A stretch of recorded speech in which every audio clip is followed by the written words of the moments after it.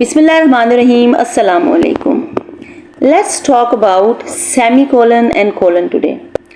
Before I start, I just want to make one thing clear, that why we are doing this punctuation exercise.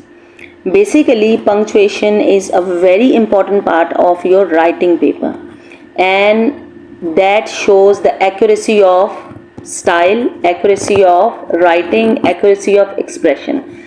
If you can use punctuation properly, that gives an impression that your command on English is very good, and that definitely improves your grade. In your writing paper, you are going to get marks for your spelling, your grammar, and your punctuation. And punctuation is a very important part of your writing paper. Now till now we have talked about full stop and what was the next one? Comma. Yes, we have done full stop and comma, and today we are going to do semicolon and colon. Now, what is semicolon? Semicolon is, I think, full stop and comma, they are very common punctuation marks, and we use them even if we are writing one sentence. On some places we are using commas, and definitely to end a sentence we use a full stop. Now, as far as semicolon and colons are concerned, they are not that kind of punctuation that we use very frequently. These are the punctuation marks that we should use them if we really know how to use them. Otherwise we should avoid them, and we should go for their substitutes or their alternatives. Now let's have a look at that. First of all, what is a semicolon? Semicolon is this dot with this comma. This is called a semicolon. And where we use it, a semicolon is used for two main purposes. The first one is to separate two main clauses when a conjunction such as and or but is omitted. So one or the first most important use of semicolon is that if there is a sentence that has two main clauses in it. Yesterday I told you that definitely we are going to talk about phrases and clauses. Then you will get clearer about it, that what is a clause, what is main clause, what is non-defining clause, what is subordinate clause. We will definitely discuss that also when we are going to discuss our sentence structure.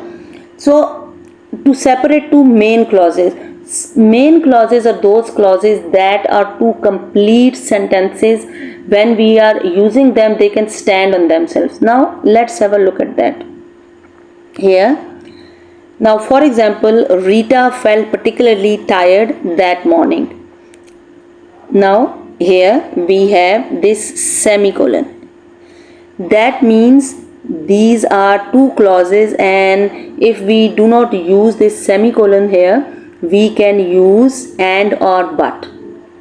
So if we want to omit a conjunction, instead of that conjunction we can use a semicolon. Rita felt particularly tired that morning. She did not want to get out of bed. So main clause is a clause that is a complete sentence in itself, and it can stand alone. If we just talk about Rita and till morning, Rita felt particularly tired that morning, that is a complete sentence. Look at the second one. She did not want to get out of bed. That is also a complete sentence in itself. So when we want to join these kinds of these kind of main clauses, what actually we do? We use compound. We make them compound sentences by using these coordinating conjunctions. They are and or but, and in this way we get compound sentences. Compound sentences, complex sentences, simple sentences, and the sentences in which we use and but, they are called compound sentences. So what is the thing here, that if you have and but in some sentences, you can omit these two, and you can use semicolon instead of that. So here what we have done, Rita felt particularly tired that morning and she did not want to get out of bed. Instead of and we have used, instead of, here we could have used and, but instead of that we have put a colon there. Yes, we have put a semicolon there. So that is the first and most basic use of a semicolon, where you have two main clauses. So for that, first you need to understand what the main clauses are. Or if you just if you just understand that you have and but in a sentence, you can omit them, and instead of that you can use a semicolon there. Now why you should do that? Sometimes when you are writing, you want to show that you have good command over English, and semicolon and colon, these are such punctuation marks that students usually avoid using them. That shows that you can't use them. So if you want to give an impression, you want to tell the examiner that I'm good at it, I can use it, so instead of using and or but, you can use semicolon. That will leave a very good impression, but go for it if you feel confident about it. That is the first use. Look at the second one, to separate clauses or phrases in a list or series. Salim jumped out of the chair, quickly walked out of the room, slammed the door behind him, searched for his bicycle in the garden, and then rode off quickly to find his friends. So if you have a few clauses in the sentence, they can be clauses, they can be phrases. If you want to show that there are different clauses and you want to separate them, I think yesterday we did, in which we did the same by using a comma, like here, to break up a sentence into smaller parts and to help the reader to grasp the meaning. Ajay, clumsy and awkward. So here they were just simple, a few words or a few phrases, and there was just one odd clause there. But now here all are clauses. Now a clause is a group of words that has a verb in it, right? So Salim jumped out of the chair, jumped is a verb here. Quickly walked out of the room, walked is a verb here. Slammed the door, slam is a verb here. Searched for his bicycle, search is a verb here.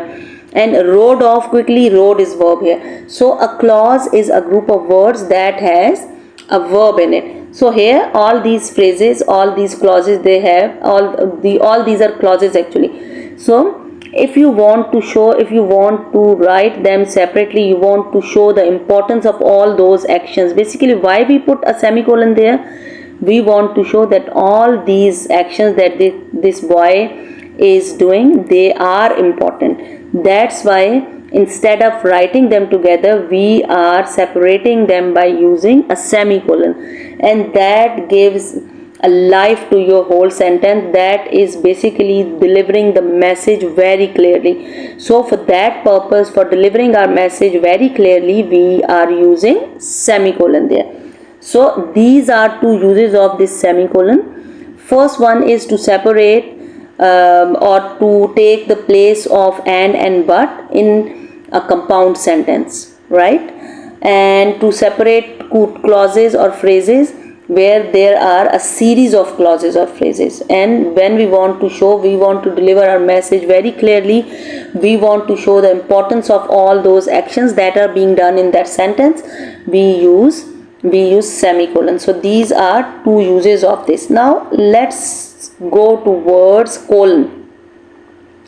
Now semicolon is, this is semicolon, and this, let's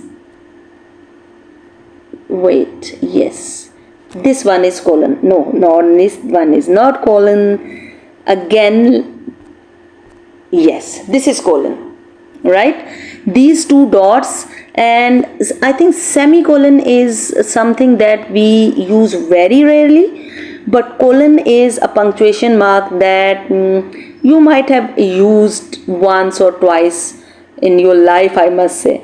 Or we can say that when there was a list of things, sometimes when you were writing something and you had a series of things, you had a list of things, so before writing them, mentioning them, you must have used colon somewhere while working in your English notebook. So there are three main uses of this colon. Colon means these two dots. They are called colon. Now let's look at the first one. First use of colon is that to separate two clauses where the second explains more fully the meaning of the first one.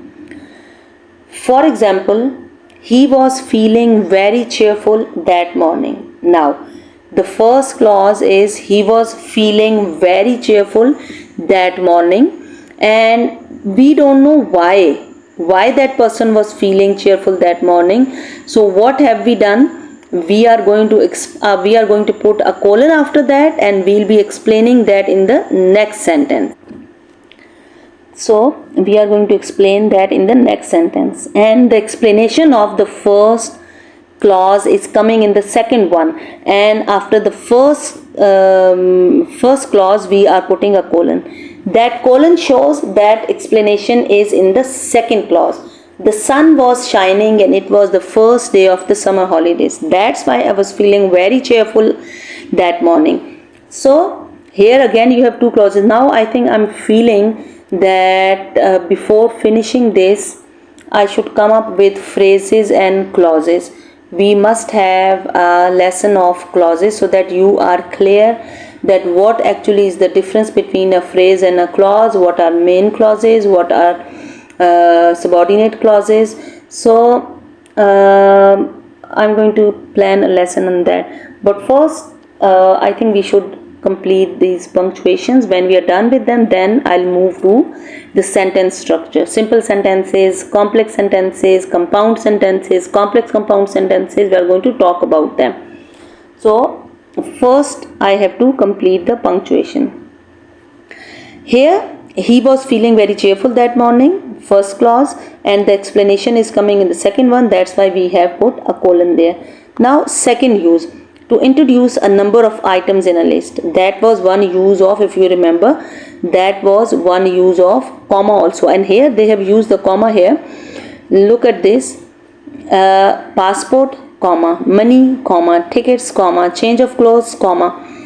Now before starting these things that we have in a list, what we do before departure, please check that you have the following things, or you have the following. So whenever we have this word following somewhere, we put a colon after that, because after following we are going to write a series of a few things, and this is a list of things we are going to write after colon. So whenever we have this word following somewhere, that means something that is coming after it. So after following we use a colon. That is, I think that is a very common use. Usually we do this, that before departure, please check that you have the following things, you have following, write the following details, something like that. We put a colon after that, and then the names of those things. Now the last use of this colon, last one is to introduce a speech or quotation. For example, Juliet. Now we are writing something, usually that is the form that is used in poetry. So when we when we are trying to tell that a person is saying something and he is talking about something, so the words of that specific person, that quotation, what is he saying, when we are going to introduce that speech, after the name of that person we are going to put a colon. So Juliet, colon, Romeo, Romeo, wherefore art thou, Romeo? Juliet is saying, Romeo, Romeo, wherefore art thou, Romeo? So we have written the words of Juliet, and because these are the actual word that she spoke, after that Juliet we have put a colon there. That is, usually we do this in a kind of reporting verb and reported speech also. So this second part, Romeo, Romeo, that is reported speech, and the first part, that is Juliet, that is reporting speech. and after that name, the person is saying something. If you are saying something, your name is there. After that we put a colon, and if we are writing the exact word that you have spoken, then we are going to put a colon after the name. I think that's enough for now, and inshallah tomorrow I'm going to have a lesson on this apostrophe, and I guess this is going to be the last in these punctuations, and that is the most important also, and there are a few more that I just want to discuss with you. So that's all for now. Take care of yourself. Allah Hafiz.